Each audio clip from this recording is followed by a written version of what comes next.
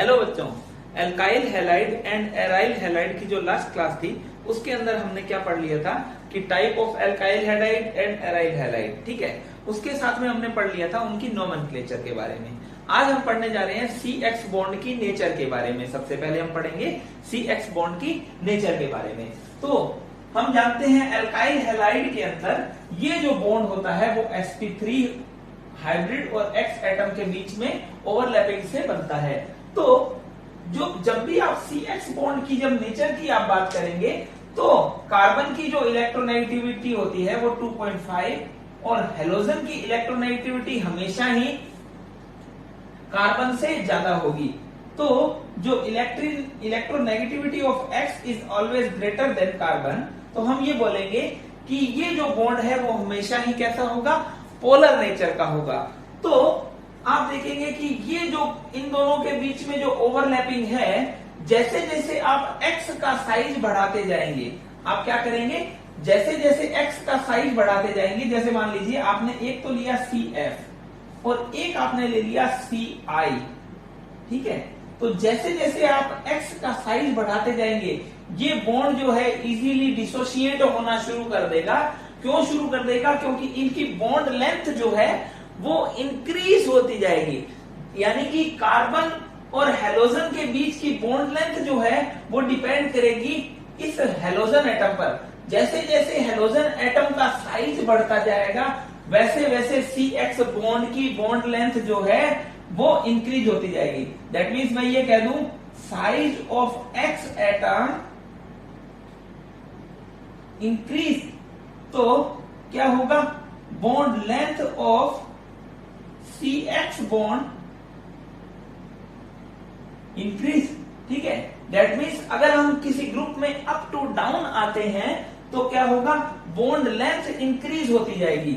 और जैसे जैसे बॉन्ड लेंथ इंक्रीज होगी इन दोनों के बीच की, तो क्या होगा, वैसे वैसे ये बॉन्ड इजीली डिसोशिएट होना शुरू कर देगा। दैट मीन्स रिएक्टिविटी की अगर बात की जाए तो Ri की जो रिएक्टिविटी है वो हमेशा ही ज्यादा होगी। तो यहां पर दिख रखा है बॉन्ड लेंथ किसकी ज्यादा है, वो ज्यादा है Ri की ज्यादा है, क्योंकि यहां पर CX बॉन्ड की जो है बॉन्ड लेंथ, इन दोनों की बॉन्ड लेंथ जो है इंक्रीज होती जाएगी।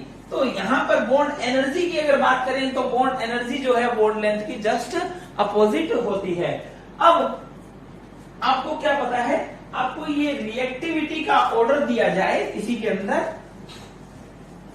यहां पर आपको रिएक्टिविटी की अगर बात की जाए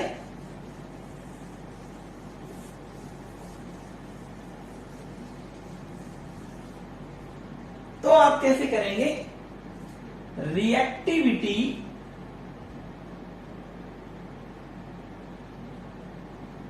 of alkyl halide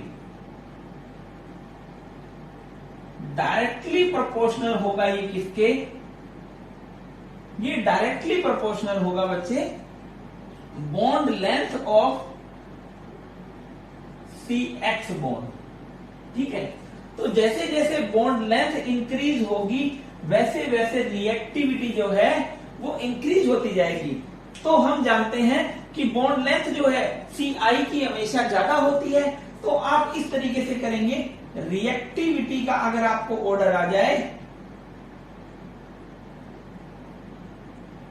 reactivity order की आपको बात की जाए तो आप कहेंगे Ri,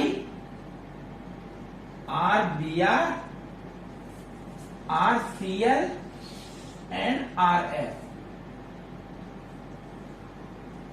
ठीक है, तो एल्काइल हैलाइड का जो रिएक्टिविटी का जो ऑर्डर है वो यहां पर आपको दे रखा है। अब इन्होंने क्या है, प्रैक्टिकल डाटा जो है यहां पर दे रखा है। हम बात करते हैं इसकी CH3CX बॉन्ड की बात कर रहे हैं हम मिथाइल हैलाइड्स के अंदर। जब मिथाइल हैलाइड्स की बात की जाएगी तो आप यहां पर देख सकते हैं जैसे जैसे X का साइज बढ़ता जा रहा है वैसे वैसे बॉन्ड लेंथ जो है 139 से 214 पिकोमीटर हो रही है। दैट मीन्स बॉन्ड लेंथ क्या होती जा रही है, इंक्रीज होती जा रही है। अब अगर बॉन्ड एनर्जी की बात की जाए तो बॉन्ड एनर्जी हम जानते हैं बॉन्ड लेंथ की जस्ट अपोजिट होती है तो बॉन्ड एनर्जी जस्ट यहां पर अपोजिट हो जाएगी। और आपको रिएक्टिविटी की बात की जाए तो रिएक्टिविटी किसकी ज्यादा होगी, CH3I की हमेशा ज्यादा होगी CH3F से। अब आप यहां पर देख सकते हैं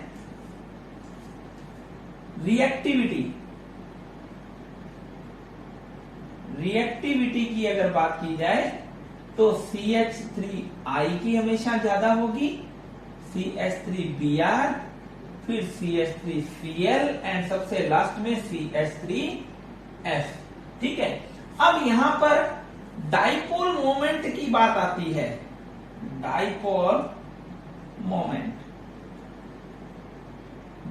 मोमेंट जो है वो डिपेंड करता है Q इंटू डी पर। सबसे पहले तो डिपेंड करता है इनके चार्ज के ऊपर, दूसरा डिपेंड करता है इन दोनों के बीच की डिस्टेंस के ऊपर। तो हम जानते हैं कि अगर बात की जाए तो चार्ज यहां पर इलेक्ट्रोनेगेटिविटी का जो डिफरेंस है CH3F, CH3Cl, CH3Br and CH3I, तो यहां पर जो Q है वो डायरेक्टली प्रोपोर्शनल होता है किसके, डेल्टा En के ऊपर।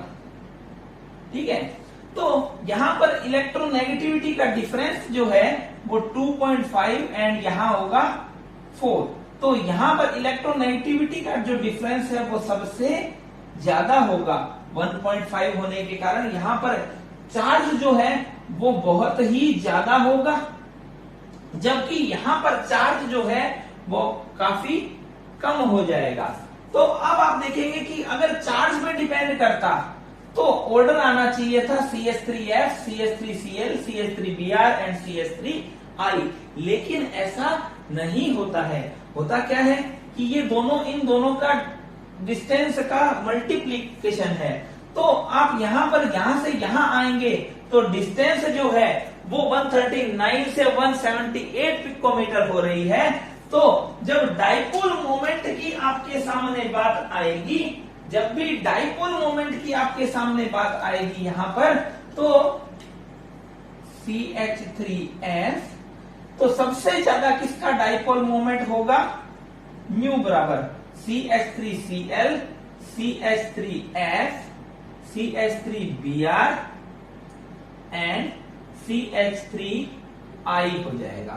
तो ये ऑर्डर जो है वो आपको ध्यान में रखना है, क्योंकि ये ना तो जस्ट अपोजिट है, ना ही CH3S ज्यादा है, ना CH3I ज्यादा है। कौन ज्यादा है, CH3Cl, जो कि यहां पर प्रैक्टिकल वैल्यू आपको दे रखी है 1.86 किसका ज्यादा है, डाइपोल मोमेंट CH3Cl का ज्यादा है। दैट मीन्स ओवरऑल अगर आपको बात की जाए तो आपको अगर बॉन्ड लेंथ की बात की जाए तो सबसे ज्यादा किसकी होगी, CH3I की। बॉन्ड एनर्जी की बात की जाए तो सबसे ज्यादा किसकी होगी, CF की। लेकिन अगर आपको पूछा जाए डाइपोल मोमेंट तो CH3Cl का हमेशा CH3F से ज्यादा। तो बच्चों एल्किल हैलाइड को जब बनाने के मेथड की बात आती है तो हम किस तरीके से रिएक्शन कर पाएंगे और किस तरीके से एल्किल हैलाइड को बना पाएंगे, उसके अंदर सबसे पहला मेथड है अल्कोहल। अल्कोहल की रिएक्शन जब HX के साथ आप करवाएंगे तो R प्लस बनेगा, H2O निकल जाएगा, कार्बोकेटाइन बनेगा, और जो कार्बोकेटाइन बनेगा उस पर X माइनस आकर जुड़ जाएगा। तो हमको क्या ऑब्टेन होगा, एल्काइल हैलाइड ऑब्टेन होगा। जैसे ROH की रिएक्शन जब आप HX के साथ करवाएंगे तो ये बनेगा ZnC2 की प्रेजेंस में आप करवाएंगे तो क्या बनेगा, RH बनेगा और H2O निकल जाएगा। अगर इस रिएक्शन की मैकेनिज्म की बात की जाए तो सबसे पहले क्या होता है, ROH की रिएक्शन होगी H प्लस के साथ और OH2 निकल जाएगा जिससे ये कार्बोकेटाइन बनेगा। अब इस रिएक्शन के अंदर इंटरमीडिएट क्या बन रहा है, कार्बोकेटाइन इंटरमीडिएट यहां पर हमें ऑब्टेन हो रहा है। तो हमें ये ध्यान रखना होगा कि जो इस रिएक्शन की रिएक्टिविटी है वो डिपेंड करेगी, डायरेक्टली प्रोपोर्शनल होगी कार्बोकेटाइन की स्टेबिलिटी पर। जितना जल्दी कार्बोकेटाइन बन जाएगा और जितना स्टेबल कार्बोकेटाइन होगा इस रिएक्शन की रिएक्टिविटी उतनी ही फास्ट होगी। दैट मीन्स कार्बोकेटाइन की स्टेबिलिटी के ऊपर क्या हो रहा है, ये डिपेंड करेगा। अगर मान लीजिए वो रिएक्टिविटी ऑफ HX की बात करें आपने HCl ले लिया, HBr ले लिया, HI ले लिया, HF ले लिया, तो जितना जल्दी वो HX टूटेगा उतना ही H प्लस ज्यादा बनेगा। दैट मीन्स जितना हम स्ट्रॉन्ग एसिड लेंगे यहाँ पर वो क्या करेगा, ROH को उतना ही जल्दी निकाल पाएगा। दैट मीन्स आप कहेंगे रिएक्टिविटी ऑफ HX की बात की जाए तो सबसे ज्यादा कौन होगा, HI होगा, फिर HBr होगा, फिर HCl होगा और सबसे लास्ट में HF होगा। और रिएक्टिविटी ऑफ अल्कोहल की बात की जाए तो रिएक्टिविटी ऑफ अल्कोहल डिपेंड करेगा स्टेबिलिटी ऑफ कार्बोकैटायन, और स्टेबिलिटी ऑफ कार्बोकैटायन में आप जानते ही हैं कि स्टेबिलिटी जो है सबसे ज्यादा एरोमेटिक वाले की, उसके बाद में एरोमेटिक के बाद में होगा सब्स्टिट्यूटेड वाला, ठीक है। सब्स्टिट्यूटेड वाले के बैक बॉन्डिंग जिसको आप बोलते हैं, बैक बॉन्डिंग के बाद में हो जाएगा CPM कार्बोकैटायन, CPM के बाद में बेंजाइलिक, एलाइलिक, फिर 3 डिग्री, 2 डिग्री एंड 1 डिग्री। तो इस रिएक्शन का रिएक्टिविटी ऑर्डर भी वैसा ही हो जाएगा। इस रिएक्शन के अंदर HX के अंदर अगर HCl और ZnCl2 लिया जाता है तो उसे बोला जाता है ल्यूकास रिएजेंट। तो हम इसी के अंदर ये देखते हैं कि ल्यूकास रिएजेंट के साथ किस तरीके से रिएक्शन होती है।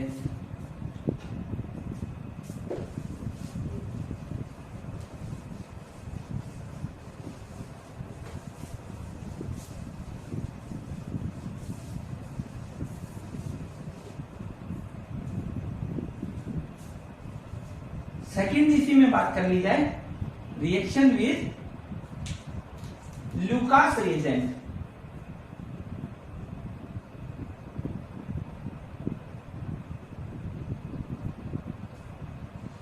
तो बच्चों हम जानते हैं concentrated HCl and anhydrous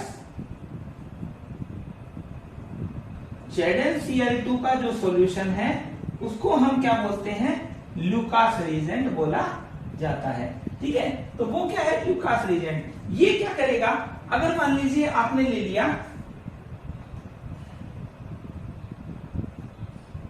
3 degree alcohol, ठीक है, 3 डिग्री अल्कोहल की रिएक्शन करवा दी आपने HCl के साथ ZnCl2 की प्रेजेंस में, ठीक है। तो क्या होगा, 3 डिग्री कार्बोकैटायन बनेगा, यहां पर OH2 निकल जाएगा, यहां से H प्लस यहां पर सबसे पहले अटैक करेगा, OH2 निकल जाएगा, कार्बोकैटायन बना कौन सा, 3 डिग्री कार्बोकैटायन यहां पर हमें ऑब्टेन होगा। अब ये जो 3 डिग्री कार्बोकैटायन है ये इस पर कौन जुड़ जाएगा, X माइनस जुड़ जाएगा, जिससे आपको क्या ऑब्टेन होगा, 3 डिग्री एल्काइल हैलाइड आपको ऑब्टेन होगा। तो आपको ये चीज यहां पे ध्यान रखनी होगी कि रिएक्शन की जो रिएक्टिविटी जो है वो डायरेक्टली प्रोपोर्शनल है कार्बोकैटायन की स्टेबिलिटी पर। तो ल्यूकास जो टेस्ट है वो काम आता है, ये ल्यूकास रिएजेंट ये क्या काम आता है, 3 degree, 2 degree and 1 degree alcohol को डिफरेंशिएट करने के काम आता है। मान लीजिए आपने ले लिया 3 डिग्री अल्कोहल, तो 3 डिग्री अल्कोहल क्या करेगा, जब से RX बना देगा। अगर मान लीजिए आपने ये ले लिया RCHROH,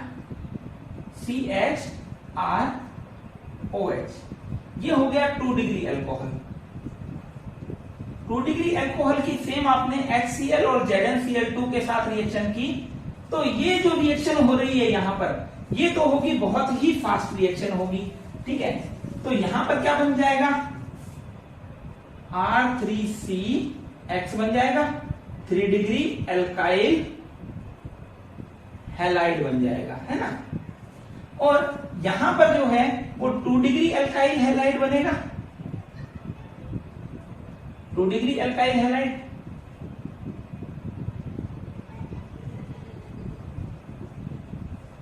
जबकि यहां पर अगर आपने ले लिया 1 डिग्री अल्कोहल लिया,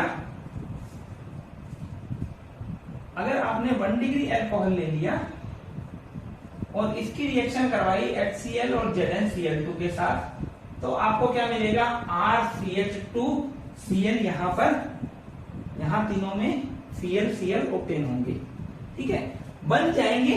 लेकिन यहां पर ये जो रिएक्शन होगी बहुत ही फास्ट होने वाली है, वेरी फास्ट रिएक्शन,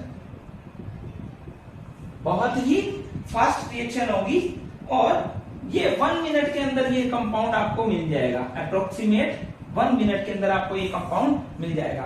अगर मान लीजिए आपने ये 2 डिग्री अल्काइल हैलाइड बनाना चाहा ठीक है, तो ये जो है वो अप्रोक्सीमेट 5 मिनट यहां पर लेगा रिएक्शन के अंदर।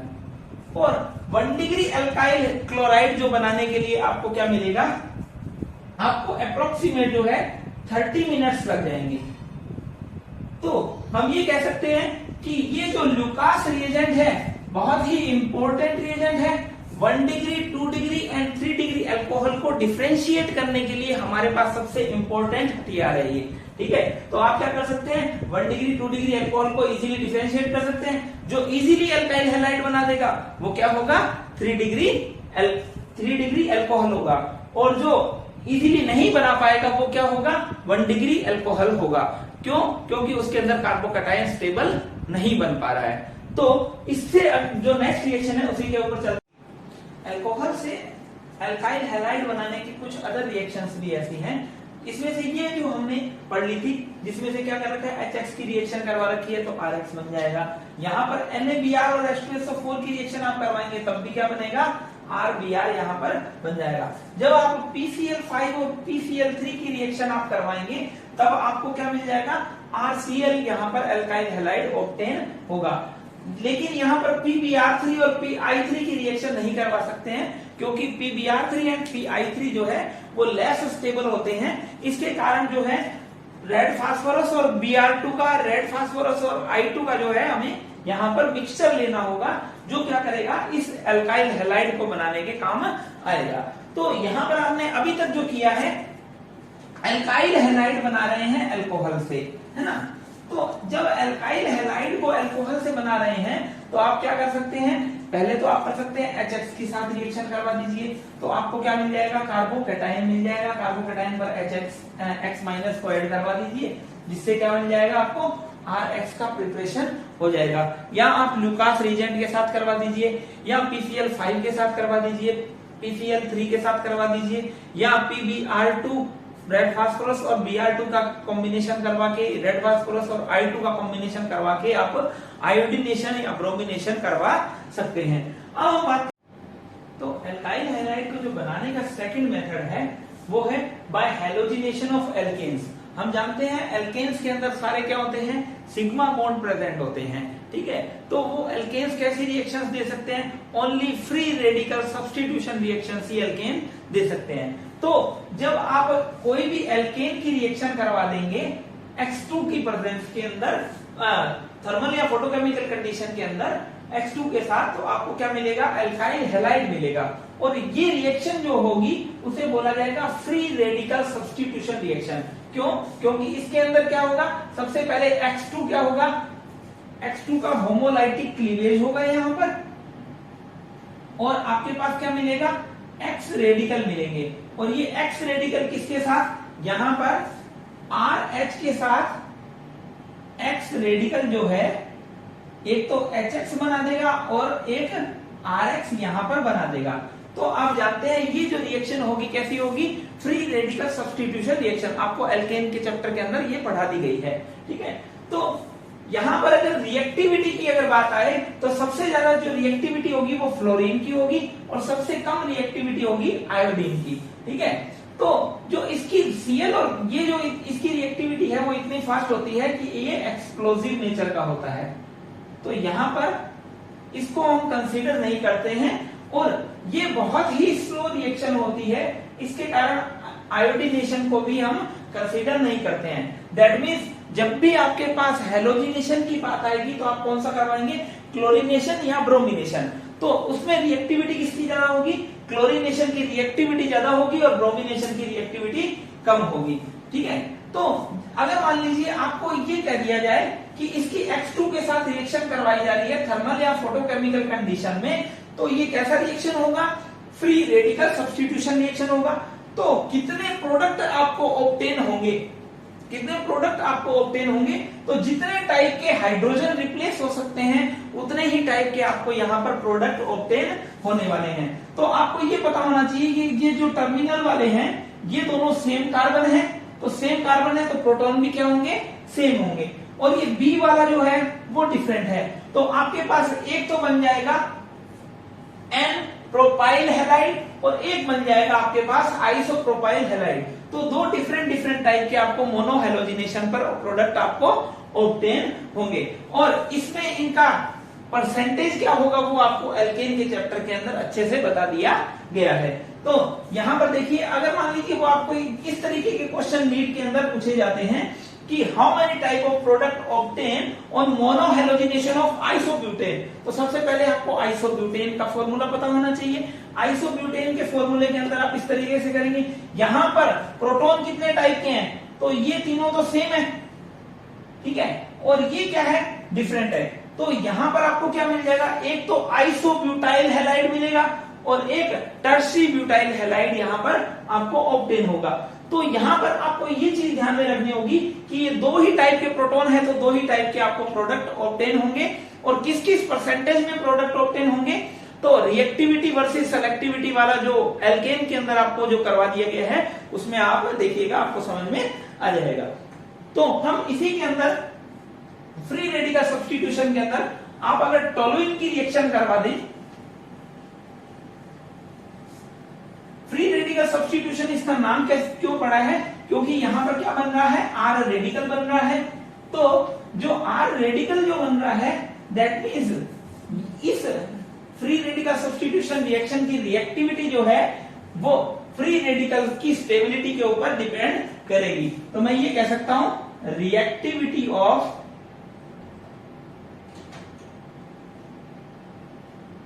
फ्री रेडिकल सब्स्टिट्यूशन रिएक्शन,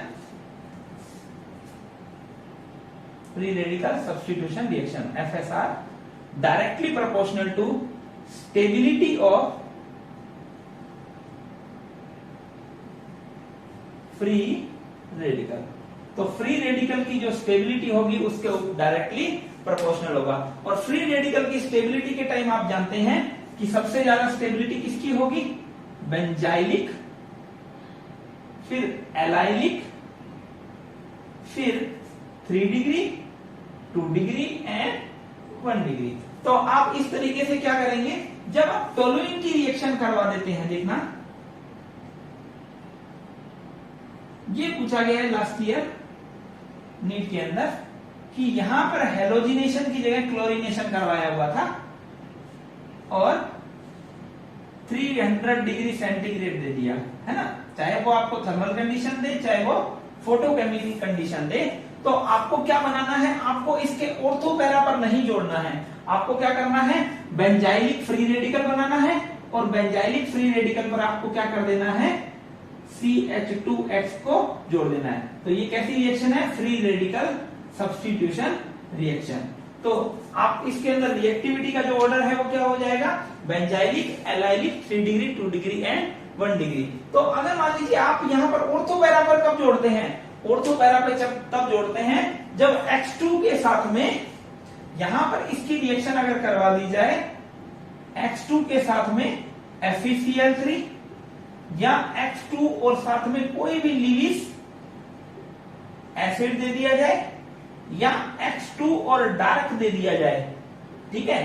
तो यहां पर क्या मिलेगा आपको, ऑर्थो और पैरा प्रोडक्ट यहां पर ऑब्टेन होगा और उसमें से भी पैरा जो प्रोडक्ट होगा वो ज्यादा ऑब्टेन होगा। तो ये जो रिएक्शन है ये कैसी थी, फ्री रेडिकल सब्स्टिट्यूशन रिएक्शन। लेकिन ये वाली जो रिएक्शन है वो कैसी रिएक्शन होगी, वो होगी इलेक्ट्रोफिलिक सब्स्टिट्यूशन रिएक्शन। क्यों, जो कि बेंजीन रिंग का इंपॉर्टेंट प्रॉपर्टी है कि बेंजीन रिंग कैसी रिएक्शन देती है, इलेक्ट्रोफिलिक सब्स्टिट्यूशन रिएक्शन। तो एल्काइल हैलाइड के अंदर आपको ये देखना होगा कि एल्काइल हैलाइड को कौन कौन से तरीके से बनाया जा सकता है। तो अभी तक हमने कौन कौन से मेथड किए, बाय अल्कोहल्स। तो सबसे पहले आप क्या कर रहे हैं, अल्कोहल की रिएक्शन करवा रहे हैं किसी भी एसिड के साथ में, ठीक है। तो एसिड के साथ में करवाएंगे तो आपको क्या मिल जाएगा, एसिड के साथ में रिएक्शन करवाने से R+ बन रहा है, उसके बाद में X- उसके ऊपर ऐड हो रहा है। उसी के अंदर ZnCl2 की रिएक्शन आपने HCl और ZnCl2 ल्यूकास रिएजेंट के साथ आपने रिएक्शन करवाई तो 3 डिग्री, 2 डिग्री एंड 1 डिग्री का ऑर्डर आ जाएगा। यहां पर ये जो रिएक्शन आपने करवाई एल्केन का, आप क्या करवा रहे हैं, फ्री रेडिकल सब्स्टिट्यूशन रिएक्शन करवा रहे हैं, जिसमें आपको क्या मिलेंगे, फ्री रेडिकल्स मिलेंगे और सब्स्टिट्यूशन होके एल्काइल हैलाइड जो है वो आपको ऑब्टेन होंगे, ठीक है बेटा। तो जो थर्ड जो इसी के अंदर है,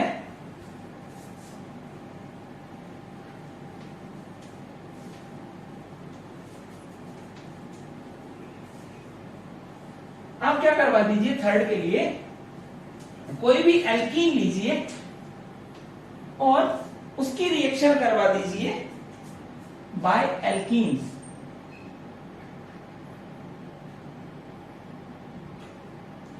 आप क्या करिए, एल्कीन लीजिए,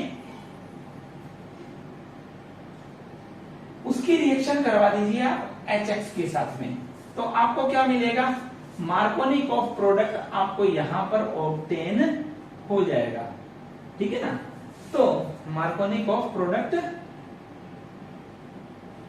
ऑब्टेन होगा, जिसमें क्या बन जाएगा, एल्काइल हैलाइड। लेकिन अगर आपने इसकी रिएक्शन करवा दी किसके साथ में, इसी की रिएक्शन आपने करवा दी HBr और परऑक्साइड की प्रेजेंस में, तो आपको क्या मिल जाएगा, ये एंटी मार्कोनिक ऑफ रूल वाला प्रोडक्ट आपको ऑब्टेन हो जाएगा। तो एल्कीन से भी आप इस तरीके से एल्काइल हैलाइड का फॉर्मेशन जो है वो कर सकते हैं, ठीक है। तो इसी के अंदर जो है, अगर मान लीजिए इसी रिएक्शन में आप प्रोपीन ले लेते,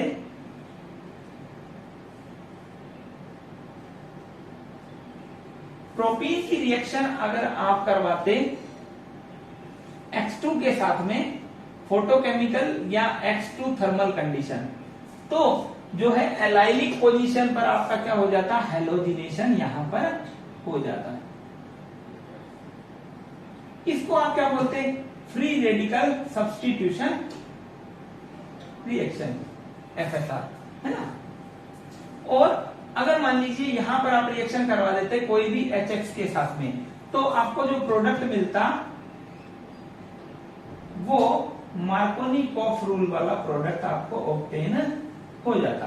अगर मान लीजिए आपकी इसकी रिएक्शन करवा देते HBr और परऑक्साइड की प्रेजेंस में, तो भी आपको क्या तो आपको मिलता एंटी मार्कोनी-कॉफ रूल वाला प्रोडक्ट यहां पर ऑब्टेन हो जाता, और यहां पर ब्रोमिनेशन जो है किनारे की साइड में जुड़ जाता है, एंटी मार्कोनी-कॉफ रूल, ठीक है। अगर आप इसकी रिएक्शन करवा देते NBS के साथ में, N ब्रोमोसक्सिनिमाइड, तो भी क्या हो जाता, अल्फा हेलोजिनेशन यहां पर हो जाता, और Br जो है वो एलाइलिक पोजीशन पर ऐड हो जाता। तो आपको क्या करना है, एल्कीन की रिएक्शन आपको करवानी है। तो ये तो दोनों है फ्री रेडिकल सब्स्टिट्यूशन रिएक्शन, और ये दोनों है इलेक्ट्रोफिलिक एडिशन रिएक्शन, क्योंकि जो एल्कीन जो है वो कैसी रिएक्शन देती है, इलेक्ट्रोफिलिक एडिशन रिएक्शन देती है। हेलोजन एक्सचेंज जो मेथड होते हैं, एक हेलोजन को दूसरे हेलोजन से रिप्लेस करना, उनसे भी हम क्या कर सकते हैं, एल्काइल, एक एल्काइल हैलाइड से दूसरे एल्काइल हैलाइड का फॉर्मेशन कर सकते हैं। दैट मींस अगर मान लीजिए यहाँ पर RX RCl या RBr होता है, उसकी रिएक्शन NaI के साथ करवाते हैं, तो आपको क्या मिलेगा, RI मिल जाएगा। लेकिन अगर इसी की रिएक्शन आप AgF के साथ रिएक्शन करवाते हैं, तो आपको RF मिलेगा। तो आपको इन दोनों रिएक्शन के अंदर आपको ध्यान क्या रखना है, इनके नेम ध्यान रखने हैं। जब RI होता है तो आपको कौन सी रिएक्शन होगी, उसे बोला जाएगा फिंकेस्टीन रिएक्शन। लेकिन अगर मान लीजिए RF बन रहा है तो उसे क्या बोला जाएगा, स्वार्ट्ज रिएक्शन, ठीक है। तो इसी के अंदर जो नेक्स्ट मेथड है, हम अल्कोहल से डार्जन प्रोसेस की बात करते हैं। देखिए डार्जन प्रोसेस में क्या होता है,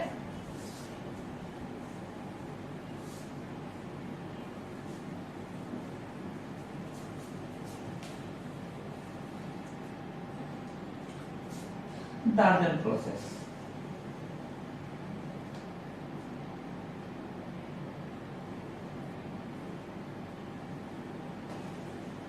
जब भी आप ROH की रिएक्शन करवाते हैं SOCl2 के साथ में, तो आपको क्या मिलेगा, RCl plus SO2 plus HCl obtain होगा। तो यहां पर एल्काइल हैलाइड जो बना रहे हैं हम, ये एल्काइल हैलाइड बनाने का सबसे अच्छा मेथड है क्योंकि यहाँ पर SO2 और HCl जो बन रहे हैं वो गैसियस है, वो इजीली इवेपोरेट हो जाएंगे, जिसके कारण हमको RCl की जो यील्ड मिलेगी वो बहुत ही ज्यादा अमाउंट के अंदर मिलेगी। तो ये जो रिएक्शन होती है वो SNI रिएक्शन होती है, इंट्रामोलिक्यूलर न्यूक्लियोफिलिक सब्स्टिट्यूशन रिएक्शन। ये किस तरीके से होता है तो देखते हैं हम इसकी मैकेनिज्म। सबसे पहले आप क्या करेंगे, ये मान लीजिए आपके पास R1, R2 एंड R3 जो है ना, तो आप इसकी रिएक्शन जब आप SOCl2 के साथ करवाएंगे तो यहां पर HCl जो है इजीली निकल जाएगा, जिसके कारण आपके पास बनेगा क्या, R1, R2, R3 O double bond O Cl। तो यहां पर जो है ये बॉन्ड यहां पर, ये दोनों इलेक्ट्रॉन लेकर Cl जो है वो यहां पर अटैक कर जाएगा, जिसके कारण यहां पर आपको क्या ऑब्टेन होगा, R1,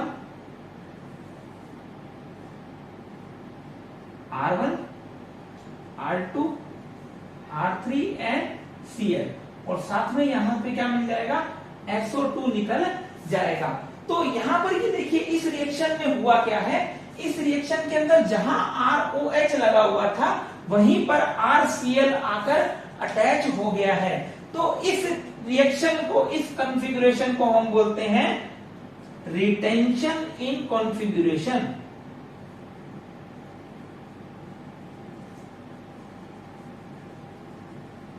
यानी कि जो कॉन्फ़िगरेशन रिएक्शन से पहले था वो ही बाद में है। इसका बिल्कुल भी ये मतलब नहीं है कि इसका अगर कॉन्फ़िगरेशन R आता है तो ये भी R होगा, ऐसा कुछ भी नहीं है। इसका मतलब ये है कि जहां पर OH लगा हुआ था वहीं पर आकर Cl जुड़ता है। इसी कारण हम इसको बोलते हैं इंटरामोलिक्यूलर न्यूक्लियोफिलिक सब्स्टिट्यूशन रिएक्शन।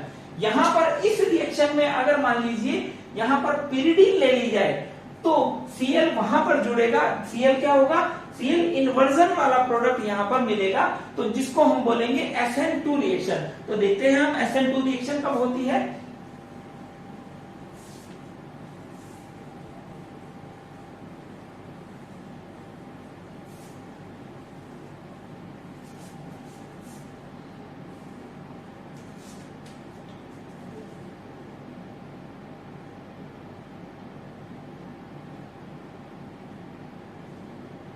अगर मान लीजिए यहां रिएक्शन हो रही हो SOCl2 के साथ में और पिरिडीन की प्रेजेंस में, तो यहां पर जो है Cl लग जाएगा, तो इन्वर्जन प्रोडक्ट मिलेगा। Cl यहां पर लगना चाहिए था, Cl का लग रहा है अपोजिट साइड में, इसे हम बोलते हैं इन्वर्जन इन कॉन्फ़िगरेशन। यानी कि जो कॉन्फ़िगरेशन है वो क्या हो रहा है, जस्ट अपोजिट कॉन्फ़िगरेशन यहां पर हो रहा है, तो इसे बोला जाएगा इन्वर्जन इन कॉन्फ़िगरेशन। तो यहां पर जो है इसे बोला जाएगा SN2 मैकेनिज्म। ये मैकेनिज्म कैसी है, SN2 मैकेनिज्म। SN2 के अंदर आपको प्रोडक्ट कैसा मिलता है, इन्वर्जन प्रोडक्ट आपको ऑब्टेन होता है। तो एल्काइल हैलाइड बनाने के मेथड जो है हमने कंप्लीट कर लिए हैं। अब नेक्स्ट रिएक्शन के अंदर, नेक्स्ट क्लास के अंदर हम क्या करेंगे, एल्काइल हैलाइड की जो रिएक्शंस हैं वो स्टडी करेंगे। ओके बेटा, थैंक यू।